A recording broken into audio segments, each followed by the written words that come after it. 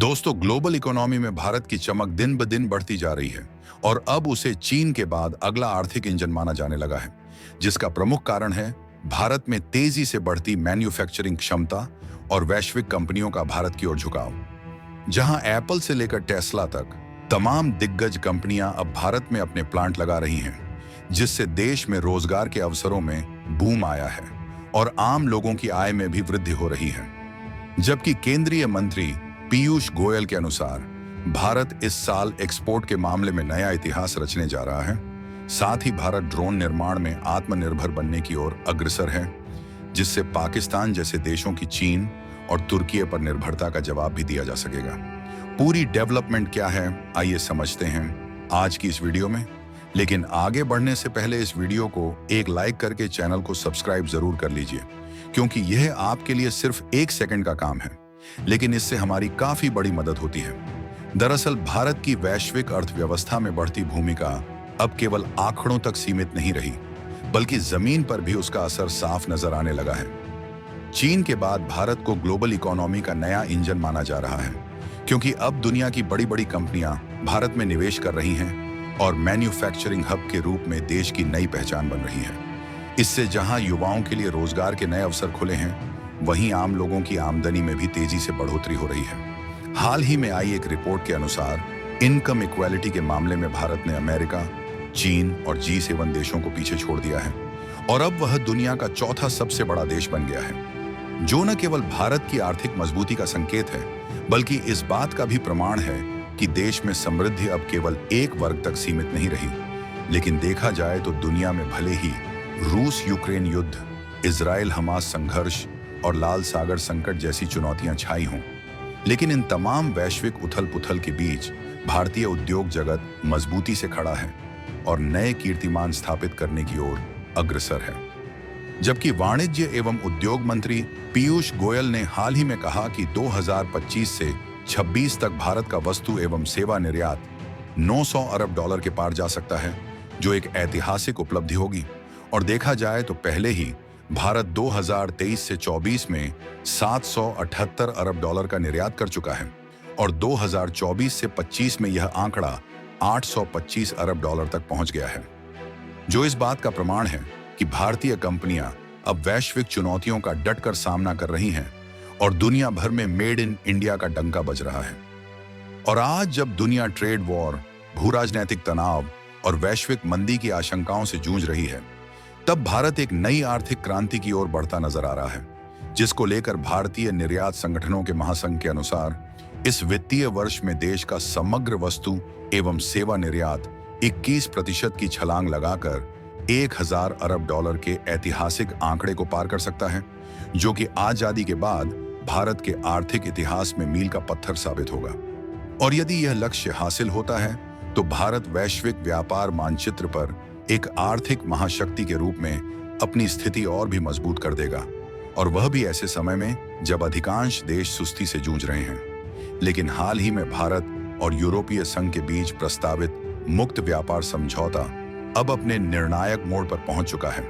जिसको लेकर वाणिज्य मंत्री पीयूष गोयल ने हाल ही में स्पष्ट किया कि FTA के लिए अब तक आधे से अधिक खंड तैयार हो चुके हैं और बाजार पहुंच को लेकर लगभग 90% सहमति बन चुकी है।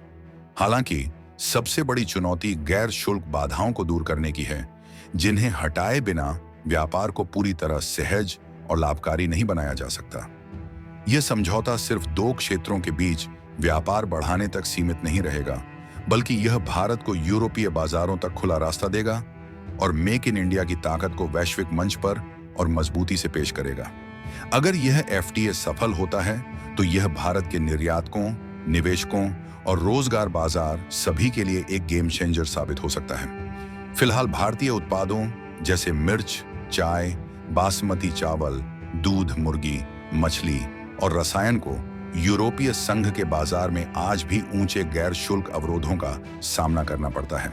जिससे हमारे निर्यातकों के लिए रास्ता मुश्किल बन जाता है। वाणिज्य मंत्री पीयूष गोयल ने साफ कहा है कि यूरोपीय संघ द्वारा प्रस्तावित कार्बन सीमा समायोजन तंत्र भी एक प्रकार का नया गैर शुल्क अवरोध है, जो भारतीय उद्योगों के साथ अन्याय करेगा।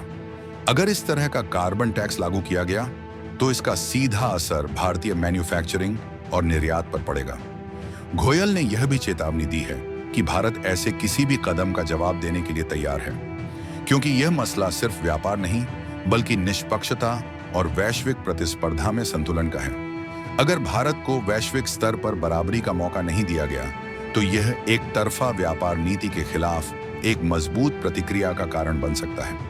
और अगर आपको नहीं पता तो बता दूं, भारत अब ड्रोन तकनीक के क्षेत्र में आत्मनिर्भरता की नई उड़ान भरने की तैयारी कर रहा है। जहां चीन और तुर्की जैसे देशों पर निर्भर पाकिस्तान के ड्रोन कार्यक्रम को जवाब देने के साथ साथ भारत अपने नागरिक और सैन्य ड्रोन उद्योग को मजबूत करने के लिए 20 अरब रुपए का प्रोत्साहन कार्यक्रम शुरू कर रहा है। यह पहल सिर्फ एक तकनीकी निवेश नहीं बल्कि रणनीतिक आत्मनिर्भरता की दिशा में एक बड़ा कदम है।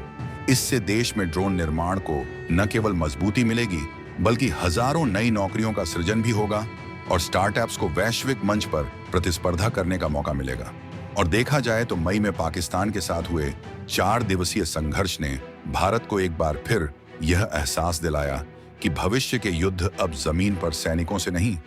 बल्कि आसमान में उड़ते ड्रोन से लड़े जाएंगे। इस दौरान दोनों देशों ने एक दूसरे के खिलाफ बड़े पैमाने पर ड्रोन का इस्तेमाल किया, जिससे यह साफ हो गया कि ड्रोन तकनीक अब युद्ध नीति का अहम हिस्सा बन चुकी है। इसी को देखते हुए भारत अब पूरी ताकत के साथ स्वदेशी ड्रोन निर्माण की दिशा में आगे बढ़ रहा है और आने वाले 3 वर्षों में देश 20 अरब रुपए का विशेष प्रोत्साहन कार्यक्रम शुरू करने जा रहा है, जिसमें ड्रोन के साथ साथ उसके कलपुर्जों, सॉफ्टवेयर और काउंटर ड्रोन सिस्टम के निर्माण को बढ़ावा दिया जाएगा। इस रणनीतिक पहल की अगुवाई नागरिक उड्डयन मंत्रालय कर रहा है और इसका मकसद सिर्फ आयात पर निर्भरता घटाना नहीं बल्कि भारत को एक वैश्विक ड्रोन मैन्युफैक्चरिंग हब बनाना है। क्योंकि देखा जाए तो अब तक भारत इजरायल जैसे देशों से सैन्य ड्रोन आयात करता रहा है, लेकिन हाल के वर्षों में भारतीय ड्रोन उद्योग ने तेजी से प्रगति की है और सस्ते लेकिन प्रभावशाली सैन्य ड्रोन्स का निर्माण शुरू कर दिया है। हालांकि मोटर्स, सेंसर्स और इमेजिंग सिस्टम जैसे कुछ कलपुर्जों के लिए चीन पर निर्भरता जारी है, जबकि सूत्रों ने बताया कि प्रोत्साहनों के जरिए भारत का लक्ष्य वित्तीय वर्ष 2028 के अंत तक देश में ड्रोन के कम से कम 40% प्रमुख कलपुर्जों को बनाना है। और देखा जाए तो भारत ने जहां पहले से ही तैयार ड्रोन के आयात पर प्रतिबंध लगा रखा है, वहीं उसके कलपुर्जों के आयात की फिलहाल अनुमति है। हालांकि अब सरकार इस दिशा में भी बड़ा कदम उठाने जा रही है,